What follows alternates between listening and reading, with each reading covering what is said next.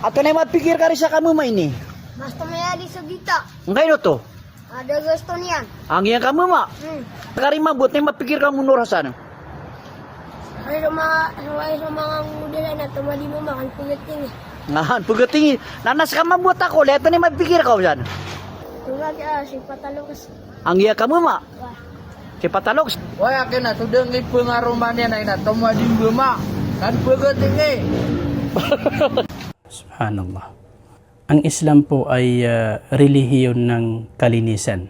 Sabi ng mahal na propeta Muhammad sallallahu alaihi wasallam sa isang hadith na tumpak ni Imam Muslim rahimahullah ta'ala, at-tuhuru syatrul iman.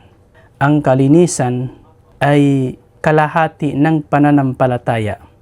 Kaya napakalabo na ang nakikita natin na ito sa video na ito, itong ginagawa ng mga batang ito, napakalabo na ito ay maging turo ng Islam. Napakalayo po ito sa totoong turo ng Islam. Dahil ang Islam ay relihiyon ng kalinisan, hindi relihiyon ng karumihan. Tingnan niyo po, hindi ito kalinisan eh.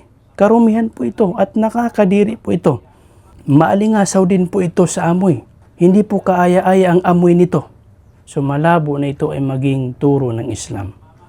Kaya huwag po nating ituro sa ating mga anak, sa ating mga bata, sa mga tao itong gawain na ito. Huwag po natin itong tularan mga kapatid. Ang ipakita natin ay ang tunay na turo ng Islam. Gabayan nawa tayo ni Allah subhanahu wa ta'ala. Assalamualaikum warahmatullahi wabarakatuh.